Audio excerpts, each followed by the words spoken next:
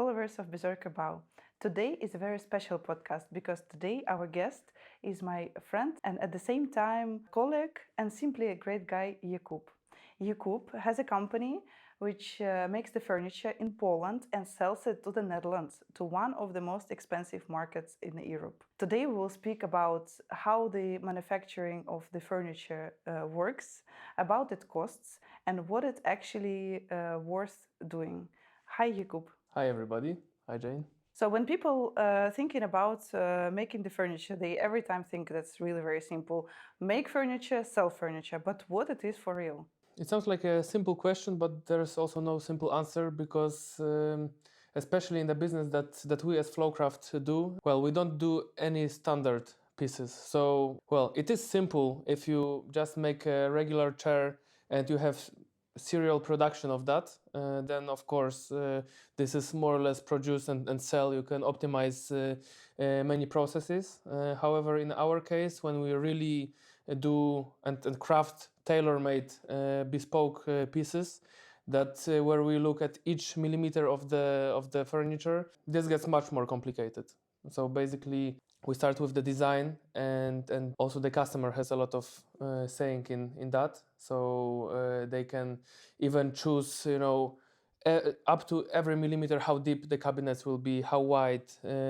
All the solutions are always discussed. We have multiple suppliers that we need to work with. It's either stone, these are the hardware suppliers like drawers or some other systems that often are not standard. We work a lot with metal pieces, and to put it all together, this is, I think that it is art in itself to really put it all together and to make it work so that not only the customer is happy with the final effect, but the whole process and the way to this final effect is also as pleasant and the least stressful for the customer as possible.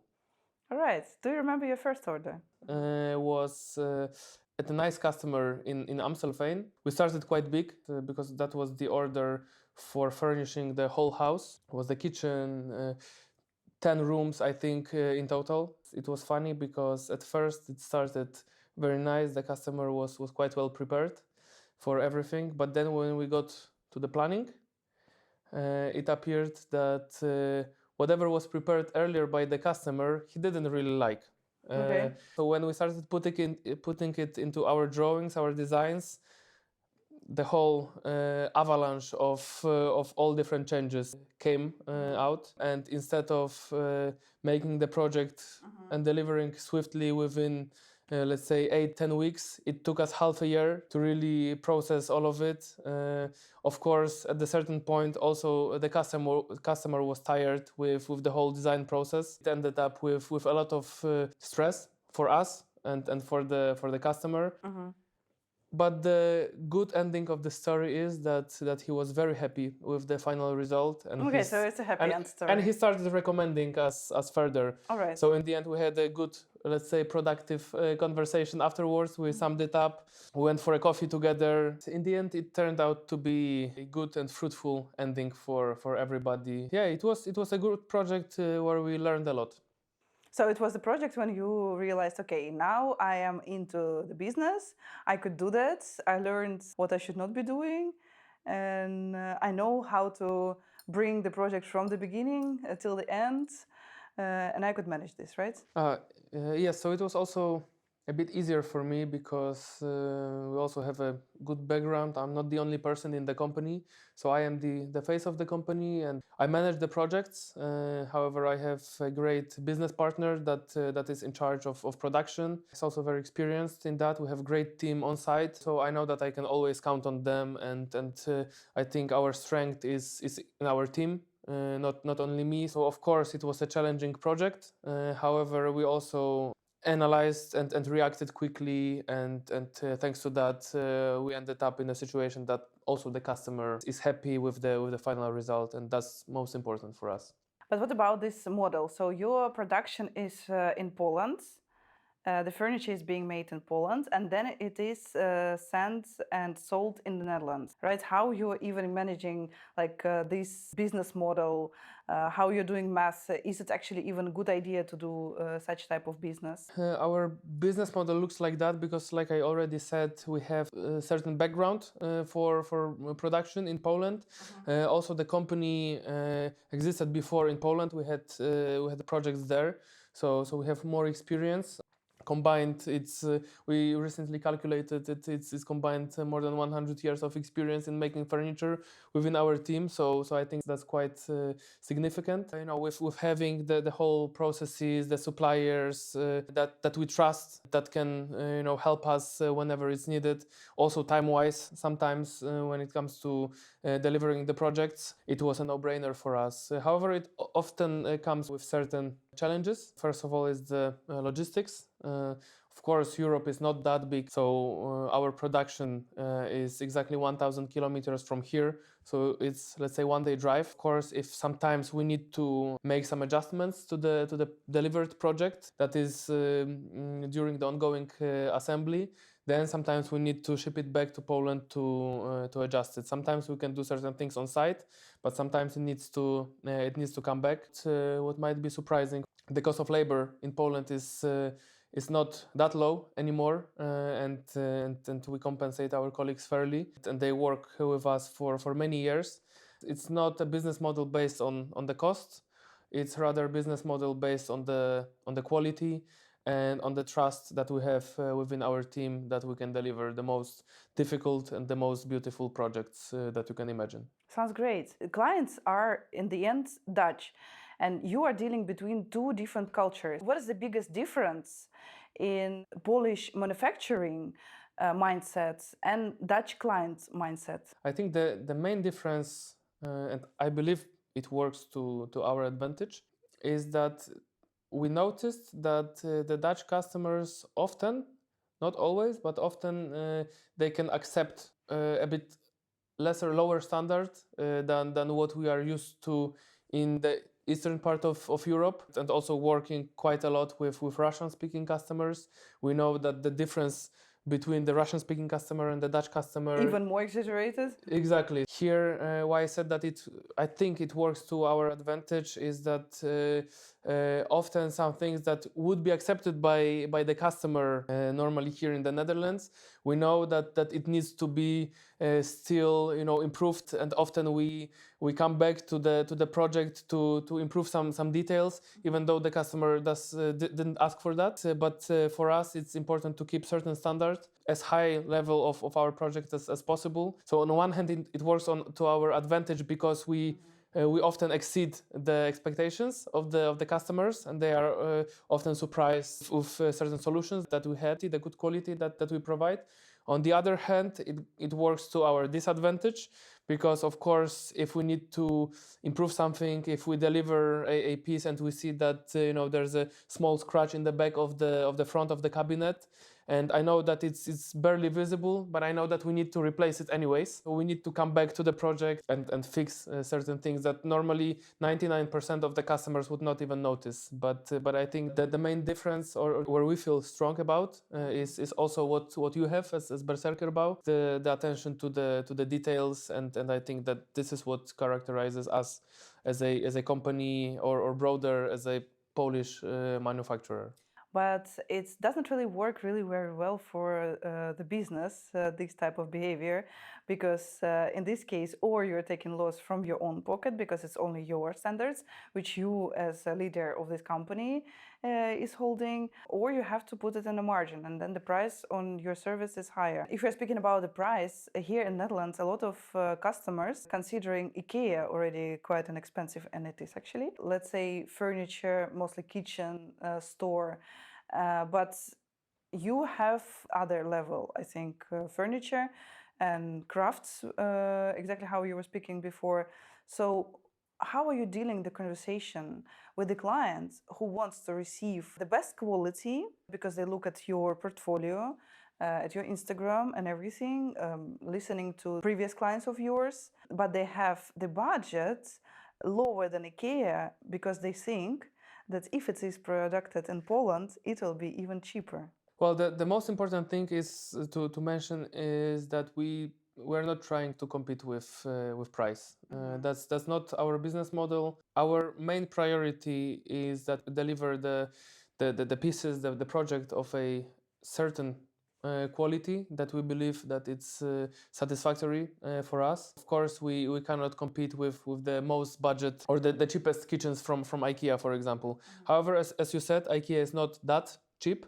So when you want to have something more, let's say, fancy from the IKEA portfolio, you can see that quickly this difference maybe not disappears, but is much less significant than initially you would think. Especially assembly of IKEA is much more difficult than our pieces. No, it's not true because yours are also being assembled, pre-assembled, and your strong point is that it's delivered already pre-assembled. Correct. The mindset which people have, and me as a customer of the furniture have had before we started this building business, is that everything what is being manufactured in Eastern Europe, now we're speaking about the furniture, it can be lights, it can be workers, everything what is from the Eastern Europe have to be cheaper. And this market here is separating in two different parts. One part wants only the cheapest of the cheapest, and that's in a lot of cases would be most likely local Dutch clients. Or it will be the person who understands what is the Eastern Europe quality. And here we again speaking and about the furniture and about the renovation and the design and everything. And they are willing to pay more for that because indeed your perfectionism costs you money. I will just give you the example. In the next couple of weeks, we're going to deliver a kitchen that costs 5,000 euros. I don't think it's a lot. So we can, of course, it's mainly about the materials and the amount of time that you need to spend on the cabinets. If it's very simple, we had the customer who asked specifically for that because he wants to live there for 3 years, does not want to overspend. We can also make something much more budget friendly. However, so it's not your main. However, also our customers do expect something more. That's why normally we offer a bit more, let's say, premium products. I noticed that often mainly the Dutch customers or some other expats from Western Europe, they would expect that the Polish furniture will be much cheaper. And I have some examples of premium furniture where we are much cheaper than the market. So it's also important to compare apples with apples. So you cannot compare IKEA or some, this large kitchen chains, kitchens that you can buy directly from some huge store, showroom.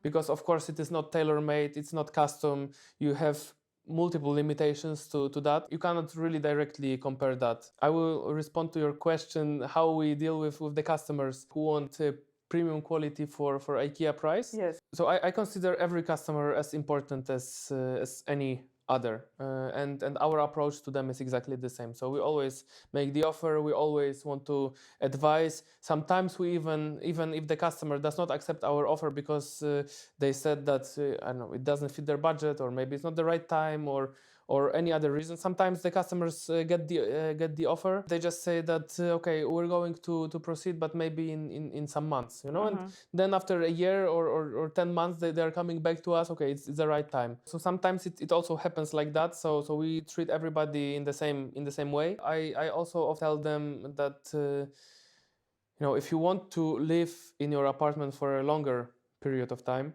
then it makes sense and it pays off to invest in, first of all, in better quality furniture that will not get destroyed and get damaged after 2-3 years. So we build long-lasting cabinets. Often we use the hinges and the drawers that have lifetime warranty. We are really sure of our quality. And then I tell the customers that okay, maybe it's better to focus on the priorities and do the project in steps, instead of just doing everything at once with poor quality, and then after a couple of years they need to replace their cabinet. They will not be happy eventually with the final effect. So my advice usually is to go in steps, or I advise a bit more budget friendly options they didn't think of in the beginning, but they also might work and it would fit their budget, that would be closer to to IKEA that we don't compete with. So it's not really our direct competition, because we try to compete with more premium brands.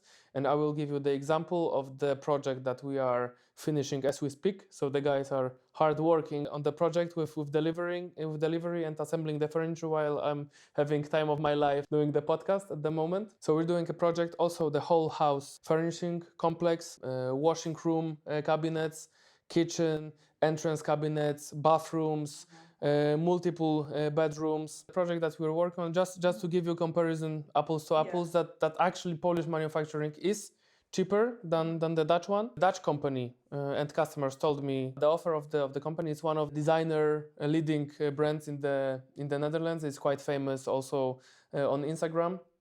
They priced the kitchen itself for 80,000 euros plus the worktop. While our project for the whole house was significantly less than that. It was around 70,000 euros, even a bit less for the whole house. So when you compare apples with apples, and with and it's a project with nice rounded cabinets with a lot of wood veneer, so natural materials, painted fronts, so lacquered fronts, which are also expensive. I think that the difference is enormous between the Dutch company and us. And like I said, we don't compete with IKEA. It leads to a difficult conversations with customers. But you mostly then consider your company more like a premium. That's what we specialize in. However, like I said previously, we can also deliver very budget-friendly projects. If we're speaking about premium quality, that's you definitely have. Production is always keen into the details and everything. But premium is not only about the quality, it's also about the service. Do you think that you are providing the premium service for your customers? I believe yes. When we engage in a project with the customer, we are there for the customer. The customers oft order our furniture still either during the construction, when the construction is in progress, or even before that. And I believe that one part of our premium service is that we are there for the customer and for the construction company every step of the way. We often visit the place before the construction starts. We visit the place during the construction because we also want to make sure that all the connections, all the sockets, all the electricity, that all the walls are prepared in a certain manner. Fortunately, we don't need to supervise that much when we work with Berserker Bouw, but because we already know each other, I know your quality. We had many projects together. Exactly, we work together, and I know that our approach to the quality that we want to offer is the same. For some other companies, or when the customer just approaches us, we are there also giving this extra service and extra support along way before we even deliver the furniture. Also, what differentiates us from other companies, from the companies that don't consider themselves premium, is that when it comes to the design stage, we really look into all the details. And that's I could confirm, because I think we could even post on a screen how normally looks model from our experience from the Dutch company, where we, for example, were ordering the kitchen, and how looks the cabinet which you drew last week for us for this bar. Honestly, it's not even 3D anymore. It's almost a visualization how it exactly will look. So in this case, it's pretty exciting if you're ordering more than that, and it's maybe good for cooperation with the designers as well, because then they could come up with anything and they will receive exactly what they came up with. Yes, I think it's good for the designers, but most importantly, in the end, there's the customer, and most importantly, I feel that if you're going into more premium segment, the furniture is not just a kitchen. It's a place where you'll live, you'll raise your children, you will have parties, and you will celebrate. Spend a lot of your time is the kitchen, but it can be any piece of the furniture. We believe that the customers should be also present during the process. So you involve. So we also involve the customers. We encourage them to give their opinions. Of course, Often the customers don't want to do that, so they just look at our design with all the dimensions, with all the details, and they just approve it. But sometimes the customers want to be part of it, and we also allow it with them because they can really come up with any idea that they want, and we can really execute it, and they know exactly what they're getting. And I know that it happens in the market sometimes that you order your kitchen and you really don't know 100% what it will be, so we have just a basic render, and that's it, while we try to provide all the specification and details. In the process, in this case, how you're explaining, there are a lot of things involved. So there's a designer from your side, manufacturer, you as a leader of the company, the logistics and everything. How it is difficult or not difficult for you to manage this whole process? And have you ever had the horrible mistake which cost you a lot of money? When you have multiple projects and you need to focus on details, on so many details and so many stakeholders, so like you said, the customers, our production, the transport, the assembly team, there can be certain challenges on the way, and of course, like any other company, we've had more and less serious mistake in the past. Fortunately, there was nothing critical that would be so big that would have an impact on our company as such. I can give you two examples. We're doing a beautiful walk-in wardrobe in one of the projects, and that was the time when we hired a new technologist, new designer, because we have our own designer technologist that puts the render of the interior designer into the technical, let's say, specification of our cabinet. He makes the technical drawings. So we hired the new person. He designed the cabinet in a way that was physically impossible to bring to the room. So it was a very narrow staircase, a big cabinet. So there was small entrance to the house, staircase upstairs, and very small door for big cabinets that had to go in. When we arrived and when we noticed that it is impossible to install it, we had to take the cabinet back and completely redesign it from the technical standpoint. So that was the walk-in wardrobe of, I think, 7,000 euros. We definitely went in minus with this project. We also had a situation with one of the commercial projects when we did this big table. It was quite complex because it was around a pillar and consisted of two parts. It was like 4 meters long. It was thick, it had this organic shapes, really a lot of handmade moves there in order to get the product. It was the first time that we did this kind of table. The day of the delivery, we noticed that there are two small cracks on the paint, because it was also a lacquered painted table. So we thought, okay, we cannot deliver it like that. We're not going to hide it. We took it back to our production. We redid it again. We painted it again. We thought the issue was with transport back then. We delivered it. We installed it. It started cracking. So we didn't even finish installing it. It was already cracked on the edges.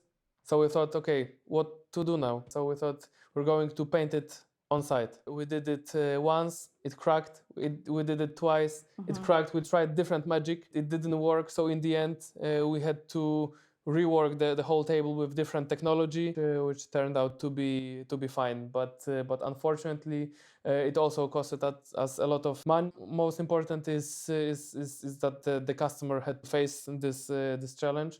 Fortunately, he was very understanding and eventually happy with our cooperation. But for us, it was very stressful. It took us many weeks to come up with a working solution, and definitely we lost thousands of euros on that. Let's be honest, what is the biggest lie in the furniture industry? I don't like lying, so I try not to lie, but I recently came across a few memes on Instagram where you could see typical breakfast of a carpenter or furniture maker, and there's a guy spreading like a golden butter on the bread, or typical holiday of a furniture maker somewhere on the yacht in the Caribbean or so. So that's quite funny, but unfortunately it's quite far from the truth. So yes, even premium furniture, even though it costs a lot of money, there's also a lot of cost involved in the production. That the big lie is that the furniture is not, especially if it's not standard, with better materials and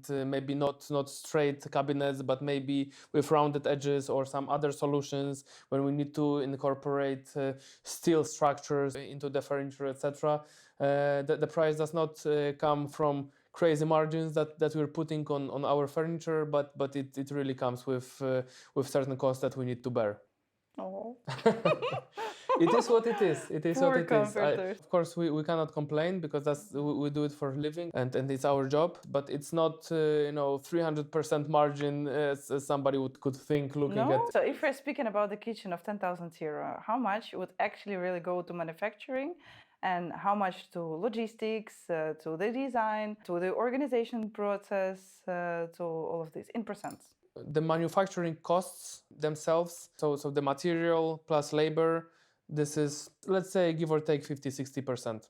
Then you have the assembly costs, the delivery assembly, so the logistics costs, probably around 10% from that. And of course, the rest is something that, we need to spend on our machinery. We also invest a lot in the latest models and the newest machines, numerically controlled centers for cutting. We really try to stay on top of the latest trends to deliver the best quality. Monthly cost that we need to bear. Like I said, the labor in Poland is not that cheap anymore. So of course that also if you want to have the best specialists for the production and for the assembly, you also need to pay them fairly. That's a big cost. Yeah, and we also always need to take some kind of margin on top of what we earn. We need to take some margin for this extra service. Sometimes when I know that the customers would accept the project as it is, but we still want to go the extra mile and deliver the best quality, and sometimes we need to rework some small piece or one front or something. We need to come back to the customer. We need to also count that in. So with the premium service, there also comes some margin. So basically, there is not that much what stays for you as for the business.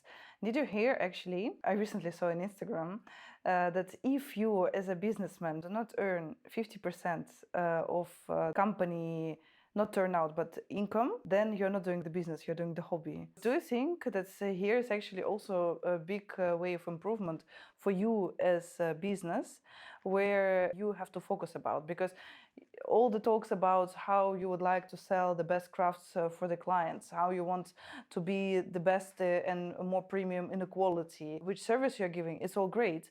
But you as a business have to also have good income. Of course, that's why we're focusing on the premium segment. Of course, we do the kitchens of 10,000 euros. We do, like I said, we do even cheaper kitchens. But then there needs to be certain scale. The costs also go down.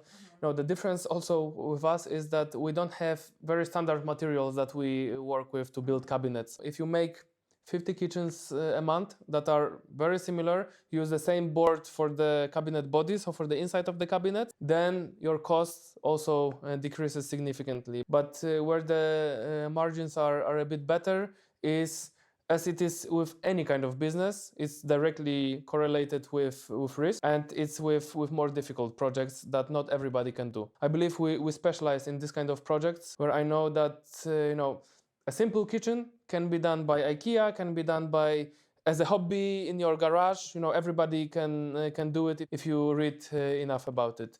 If you want to go for a bit more premium kitchen with rounded edges, with some different solutions that are far from standard, or if you a bit no, it's not really bit, like radius kitchens and every of these round facades, it's already ultra premium. Yes, and recently most of the projects that we do contain is also the latest trend. Everybody wants to have that, so we do that. And I know that out of 100% of the companies who are in the market who do furniture, maybe 10% can do this. Some pieces, like in the project that I mentioned, where we failed with the table, we also delivered more. So there was a beautiful kitchen with with a steel structure with brushed steel arches that one arc was more than 150 200 kilograms that was integrated with the wall. The plasterboard to metal finishing was seamless. You did it yourself, so you know that it was a beautiful piece. Maybe 2% of companies can do. Yeah. And it comes with a risk, because if the product is not standard and we've never done something like that exactly this way before, we need to work on the technical solution. We need to spend a bit more time thinking about the solutions that we're providing. Of course, then we're having bigger margins. Now you're already on the stage where you're going to have bigger margin at your business.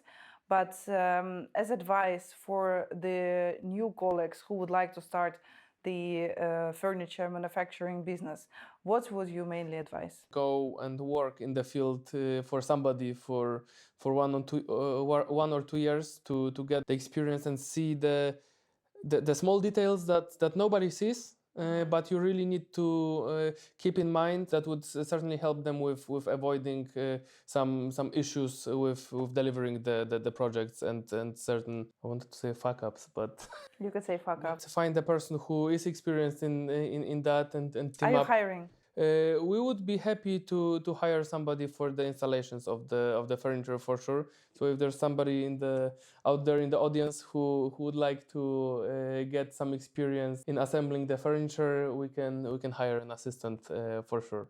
Nice. We have a great team of very experienced people, craftsmen who do the assembly for us. So for sure we are currently looking for a person to help us. Great. I think it was really very nice and productive talk.